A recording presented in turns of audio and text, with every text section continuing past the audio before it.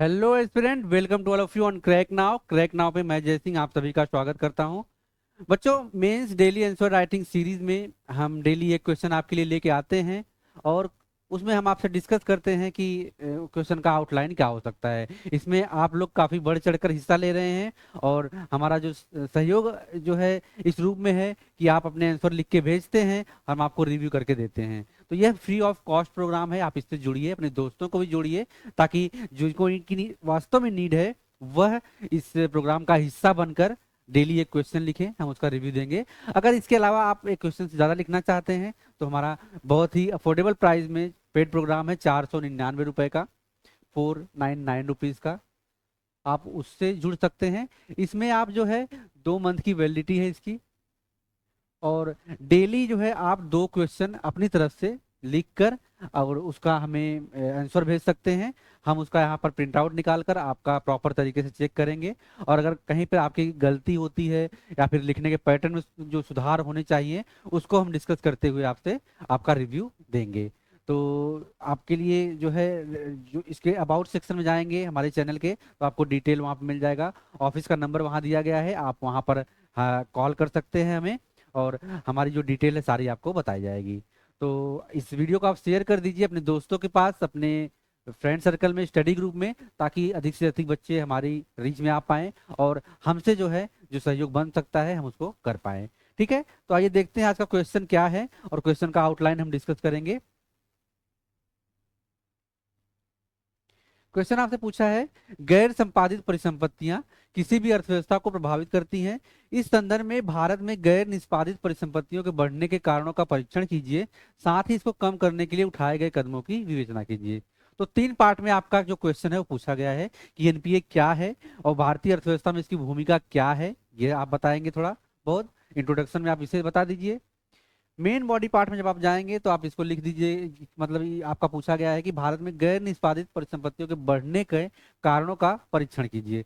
क्या ऐसा कारण है कि एनपीएस जो है वो लगातार बढ़ते जा रहे हैं, तो उसको हम देखेंगे। और तीसरा पॉइंट आपका है कि इसको कम करने के लिए क्या कदम उठाए गए हैं। तो पहला तो एनपीए क्या है इसको आपको जानना है। दूसरा, भारत में गैर निष्पादित जो परिसंपत्तियां एनपीए हैं उनके बढ़ने के कारणों का परीक्षण करना है। एनपीए के बढ़ने के कारणों का परीक्षण करना है, तो क्या क्यों किस कारण से ये बढ़ रहे हैं उसे हमें देखना है। फिर कम करने के लिए जो कदम उठाए गए हैं उसे हमें देखना है। ठीक है, तो 3 पार्ट में आपका आंसर है, और क्वेश्चन पूछा गया है 3 पार्ट में आपको अपने आंसर लिखने हैं।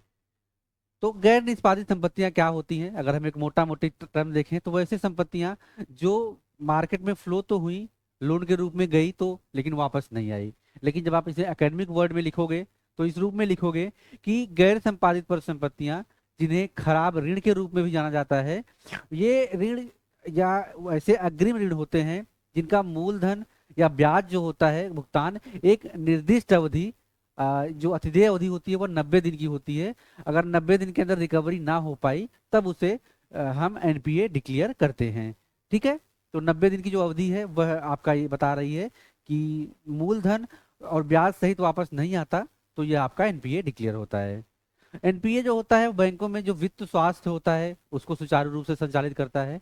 मार्केट में जो मनी रोटेशन होता है वही इसका हेल्थ इंडिकेटर होता है। जितने मात्रा में मार्केट में फ्लो होगा वित्त का, फाइनेंस का, उतना ही ज्यादा वह अर्थव्यवस्था सुदृढ़ होगी, हेल्दी होगी। तो अगर एनपीए ज्यादा बढ़ रहा है तो वह जो अर्थ क्षेत्र है, वह वित्त व्यवस्था जो है वह जो है संकुचित होती है, उसके हेल्थ पर प्रभाव पड़ता है। यह हो गया। ऋण उपलब्धता में कमी आती है, लोगों के पास ऋण लेने की जो क्षमता होती है, या फिर हम कहें कि ऋण देने के लिए बैंकों के पास अमाउंट नहीं रह जाता, पैसे नहीं रह जाते, तो ऋण उपलब्धता में कमी आती है। और जो है आपका जो आर्थिक स्थिरता है वह डावाडोल की स्थिति में आ जाता है। तो ये सारे आपके पॉइंट हैं जो आपके एनपीए के कारण प्रभावित होते हैं।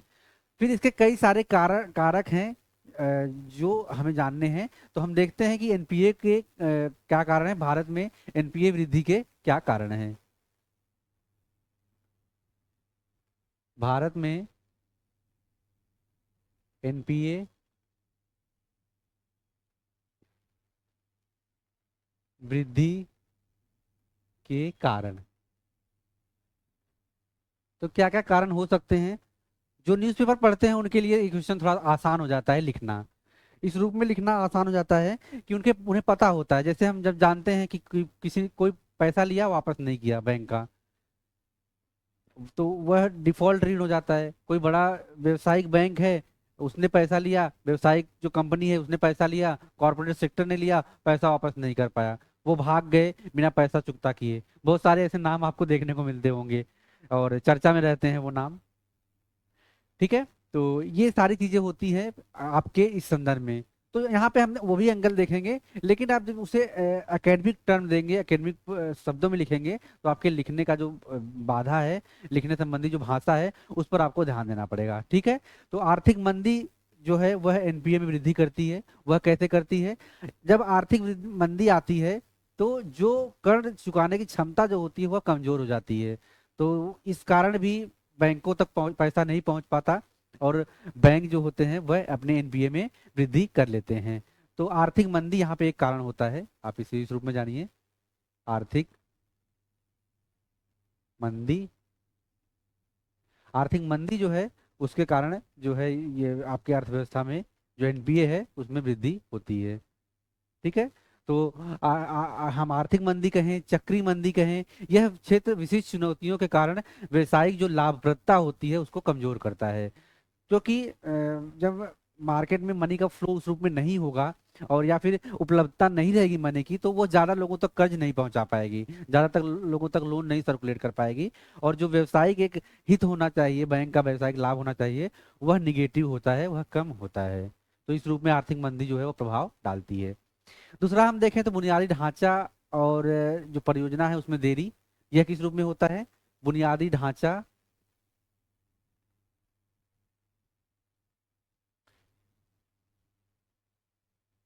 बुनियादी ढांचा और परियोजनाओं में देरी। बुनियादी ढांचा और परियोजनाओं में देरी जो है वह यह बताता है कि एक, जब कोई भी ढांचे का निर्माण होता है तो उसके लिए एक निश्चित समयावधि होती है, एक मूल्य का जो फंडिंग व्यवस्था होती है उसका मूल्यांकन किया जाता है। और चूंकि वर्ल्ड इंटरकनेक्टेड है, तो जो भी रफ मटेरियल होते हैं, रॉ मटेरियल होते हैं, उनकी कीमत जो होती है वह दिन ब दिन बढ़ती जाती है। तो अगर हम उस परियोजना में देरी करेंगे, उस निर्माण में देरी करेंगे, तो जितना ज्यादा उसमें देरी होगा उसमें आपकी कॉस्ट भी बढ़ती चली जाएगी। और लोग जो मार्केट से पैसा उठाते हैं, जो उसमें इन्वेस्ट करते हैं, वह भी उस कंडीशन में नहीं रहेंगे कि उस पैसे को लगा पाए। क्योंकि लोन के माध्यम से ही वह पैसा जो है भेजा जाता है लोगों के पास। सॉरी, बैंक जो कंपनियां होती हैं वह रॉ मटेरियल यूज करती हैं, और जो भी एक्सपेंसेस होते हैं उसको यूज किया जाता है। और एक निश्चित लोन की रिकवरी के लिए समय से बना गया जो ढांचा होता है वह लाभप्रद भी होता है, और समय से नहीं बन पा रहा है तो वह यही नुकसान हो जाता है, और यहीं पर आपका जो एनपीए है बढ़ने लगता है। क्योंकि जो इन्वेस्टर होते हैं वह इस कंडीशन में नहीं होते कि आपके पैसे को लौटा पाए, नियमित समय से देरी अगर होती है। तो ऐसे कई सारे एग्जाम्पल हैं जो 1997-98 के प्रोजेक्ट थे, जिनकी लागत 20, 25, 30 करोड़ थी, लेकिन वही प्रोजेक्ट जो है 20 साल बाद तैयार हुए, उनकी लागत जो है हजारों करोड़ में पहुंच गई। तो यही रीजन होता है कि एनपीए जो है बैंक के बढ़ जाते हैं, बुनियादी ढांचा और परियोजनाओं की देरी से संदर्भित होता है। फिर दूसरा होता है, हम देखते हैं उचित परिश्रम का अभाव। उचित परिश्रम का अभाव किस रूप में देखने को मिलता है? तो अपर्याप्त उचित परिश्रम प्रक्रियाओं, ढीले जो क्रेडिट मूल्यांकन होते हैं, कि किसी की जो क्रेडिट रेटिंग होती है उसको चेक नहीं किया जाता और उनको कर्ज दे दिया जाता है, जिससे बाद में कर्ज वापस पाने की जो संभावना है वह नगण्य हो जाती है। तो जो एक मानक बनाए गए हैं वह मानक कहीं ना कहीं कमजोर होते हैं ढीले क्रेडिट रेटिंग की वजह से। तो ये सारी चीजें होती हैं जिससे जो जोखिम मूल्यांकन होता है वो भी बढ़ जाता है। ठीक है, तो ये सारी कारण है जिससे एनपीए जो है वृद्धि होती है। तो उचित परिश्रम का अभाव जो है, उचित प्रक्रिया कह लेते हैं, परिश्रम थोड़ा सा वो लग रहा है, उसकी प्रक्रिया कानूनी संबंधी या फिर प्रक्रिया कानूनी या फिर रेटिंग, और खास करके जो क्रेडिट रेटिंग है उसके संदर्भ में। उचित प्रक्रिया कानूनी क्रेडिट रेटिंग में कमी, या फिर कमी लचीलापन कह सकते हैं हम। ठीक है, तो यह तीसरा पॉइंट है। फोर्थ पॉइंट अगर हम देख सकते हैं तो उसमें आप लिख सकते हैं कि जो वैश्विक कारक हैं, क्योंकि वर्ल्ड जब इंटरकनेक्टेड है तो कहा जाता है कि बड़े देशों को जब छींक आती है तो उसका प्रभाव छोटे देशों पर भी पड़ता है। तो यह वास्तव में एक मायने रखता है कि जब वर्ल्ड इंटरकनेक्टेड है तो ट्रेड हो रहा है उनके साथ, और संबंधी जो रिलेशन है वह डेवलप हो रहे हैं। तो इसमें जो है वैश्विक कारक अपना इस रूप में योगदान देता है, और इसमें जो है आपके एनपीएस बढ़ने की संभावना रहती है, क्योंकि प्रोजेक्ट में देरी होगी, डिले होगा, तो उसका लागत जो है बढ़ेगा। तो वैश्विक कारक इसका जो है एक कारण हो सकता है, तो आप लिख सकते हैं वैश्विक कारक।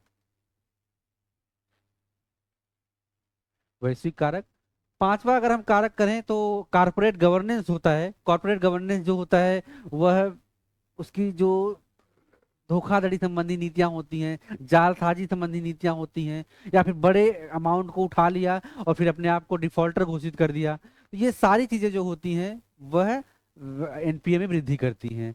तो कॉर्पोरेट गवर्नेंस जो है ये भी एक कारण है। कॉर्पोरेट कॉर्पोरेट गवर्नेंस, ठीक है। तो यह भारत में एनपीए वृद्धि के कारण है। हमारा दो पॉइंट क्लियर हो चुका है जो कि क्वेश्चन में पूछा था। अब हम आते हैं, देखते हैं भारत में एनपीए कम करने संबंधी उठाए गए कदम क्या क्या हैं, उसको देख लेते हैं। भारत में एनपीए कम करने संबंधी उठाए गए कदम।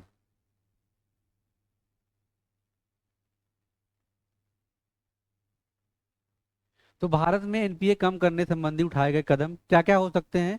जैसे हम देखेंगे कि नीतियों में परिवर्तन किया जाएगा, जो रेगुलेशन बॉडीज हैं उसको कम किया जाएगा, उसमें नीतियों में परिवर्तन किया जाएगा। कोई विशेष व्यवस्था की जाएगी कि जो लोन लिए हुए हैं उनके लिए थोड़ा सा एक्स्ट्रा टाइम दे दिया जाए, और फिर उन्हें प्रोत्साहित किया जाए कि वह जो है लोन अपना टाइम पर भर सकेंगे, और इसके लिए उन्हें किसी सजा के जो प्रावधान है या फिर जो एप्रिसिएशन है वह किया जा सकता है। तो इस तरह के विशेष नियम लाए जा सकते हैं जिसका हम बात करेंगे।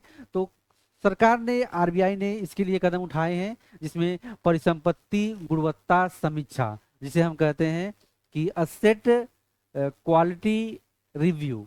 तो कौन सी क्वालिटी का कौन सा असेट है उसके आधार पर लोगों को एक समय सीमा निर्धारित करते हुए देना, और उनसे अपील करना, उनको टाइम देना कि ये है अपना जो ऋण है वह समय से वापस करें। इससे जो एनपीए है वह कम किया जा सकता है, कुछ मात्रा में जो रिकवरी है बैंक की वह हो पाएगी। तो असेट क्वालिटी जो रिव्यू है उसे हम देख सकते हैं, इसे हम कर सकते हैं परिसंपत्ति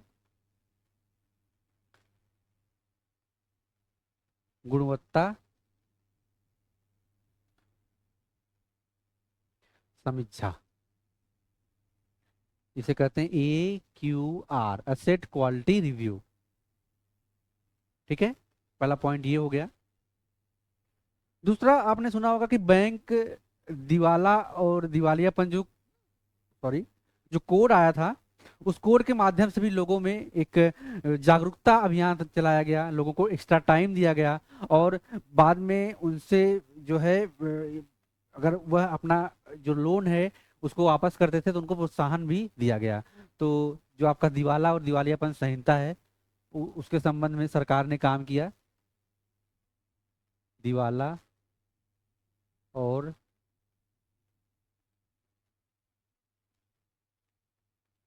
दिवालियापन संहिता जो कोड था वह कोड इस रूप में आया। बैंकों का पुनर्पूंजीकरण, बैंकों को जो है पुनः से जो नए धन दिए गए या फिर पुनर्पूंजीकरण उनका किया गया, ताकि वह अधिक से अधिक लोगों तक लोन को पहुंचा पाए, और जो सर्कुलेशन है मनी का, वो अर्थव्यवस्था को सुचारू रूप से चलाने के लिए वह पूरा हो पाए। तो बैंकों का पुनर्पूंजीकरण किया गया।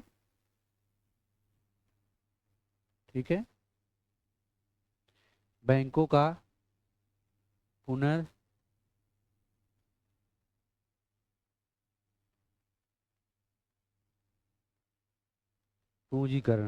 ये आपका बैंकों का पुनर्पूंजीकरण है, इसके माध्यम से बैंकों में नई मुद्रा तरलता जो है उसको फ्लो किया गया, और उसके माध्यम से जो मनी सर्कुलेशन है उसको किया गया।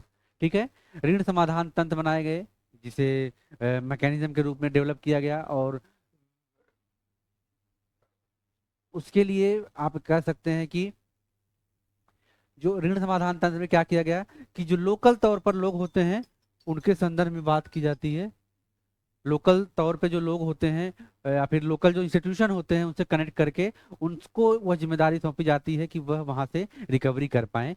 तो इस रूप में बैंकों का पुनर्पूंजीकरण के बाद ऋण समाधान तंत्र के रूप में इसका इस्तेमाल किया गया। इसके अलावा उन्नत निगरानी पर्यवेक्षण में आप देखेंगे कि ऐसे नियम और कानून बनाए गए, और बैंक ऋण देने से पहले, लोन देने से पहले कई बार कई लेयर पे उनके जो क्रेडिबिलिटी है उसको चेक करती है। तो इस रूप में आपका जो उन्नत निगरानी और पर्यवेक्षण जो संबंधी नीतियां हैं उसको लागू किया गया। ठीक है। तो ये सारे प्रयास हैं जो किए गए एनपीए को कम करने के लिए। तो हालांकि इन उपायों ने एनपीए को कम करने में और बैंकों की संपत्ति की गुणवत्ता में सुधार लाने में योगदान दिया है। ठीक है। तो ये आपका मैं अब कंक्लूजन बता रहा हूँ कि इन जो नियम है, कानून है और समीक्षा रिव्यू है, उसने जो एनपीए है उसको कम करने में सहायता दी है, योगदान दिया है। लेकिन कानून देरी, समाधान प्रक्रियाओं में परिचालन संबंधी जो बाधाएं हैं और उतार चढ़ाव, क्षेत्रीय कमजोरियों जैसी जो चुनौतियां हैं उससे निपटने के लिए अभी कार्य करना है। तो यह सारा आपका निचोड़ भी हो जाता है इस क्वेश्चन के लिए जिसको हमने डिस्कस किया। तो यह हमारा एक पॉइंट था जिसे हमने देखा आज के रूप में, आज के क्वेश्चन के रूप में। आपके सजेशन और आपके पॉइंट जो है अगर आप इसमें कुछ ऐड करना चाहते हैं तो आपका वेलकम है।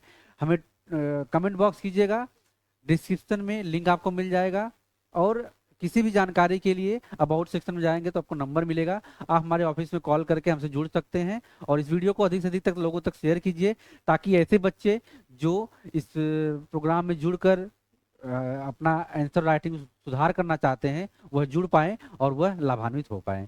तो बच्चों पढ़ते रहिए, व्यस्त रहिए, मिलते हैं आपसे नए क्लास में नए क्वेश्चन के साथ। तब तक have a great day. Thank you so much.